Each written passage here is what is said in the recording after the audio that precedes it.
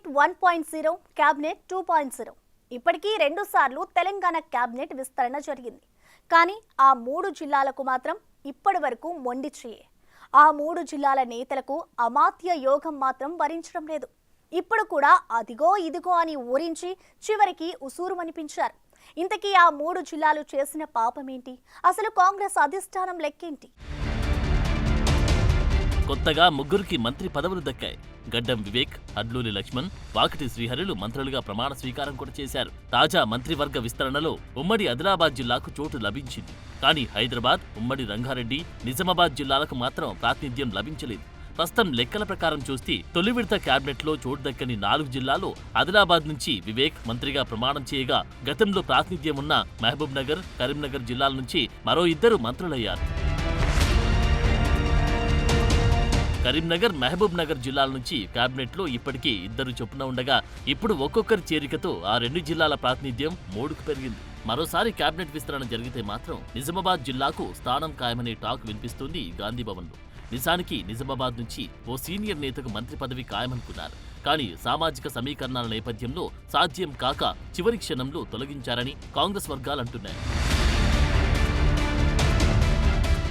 ఇప్పటికే speaker post ఉన్న రంగారెడ్డి జిల్లా ఈసారికి చీఫ్ విప్ పదవితో సరిపెట్టుకోవాల్సిందేనని, మంత్రి పదవికి అనుకూల సమీకరణాలు ఈ జిల్లాలో లేవని కాంగ్రెస్ నేతలు చెబుతున్నారు.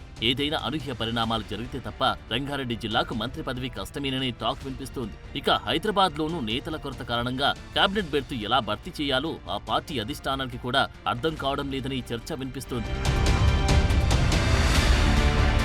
ఇక సామాజిక సమీకరణాలు కూడా పదవులిచ్చేందుకు అడ్డంకిగా మారిందని చెప్పాలి. ఎందుకంటే మంత్రులుగా ప్రమాణ స్వీకారం చేసిన 3 నేతలు కూడా బీసీ, ఎస్సీ సామాజిక వర్గానికి చెందినవారే. హైదరాబాద్, రంగారెడ్డి జిల్లాలో ఉన్న ఎమ్మెల్యేలకు ఈసారి అవకాశం దక్కకపోవడానికి ఇది కూడా కారణమైంది. ఇబ్రహీంపట్నం ఎమ్మెల్యే మల్రెడ్డి రంగారెడ్డి ఉన్నారు. ఆయన రెడ్డి సామాజిక వర్గం కావడంతో ఈసారి పదవి దక్కలేదని తెలుస్తోంది. కేబినెట్లోకి మరో రెడ్డి సామాజిక వర్గ నేతను తీసుకునే ఉద్దేశంలో కాంగ్రెస్ అధిష్టానం లేనట్టు తెలుస్తోంది. ఇక పార్టీ మారిన నేతలెవ్వరికి కూడా మంత్రి పదవులు ఇచ్చే సాహసం చేయలేదు కాంగ్రెస్ పార్టీ. అందుకే ఈ 3 జిల్లాల నేతలకు ఇప్పటి వరకు కేబినెట్లో చోటు దక్కలేదు.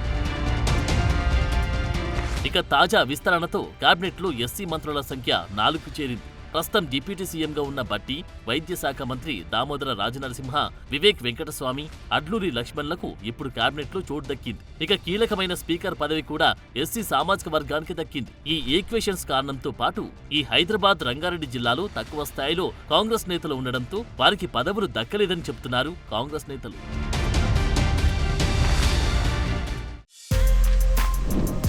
For more videos like this, subscribe Big TV channel.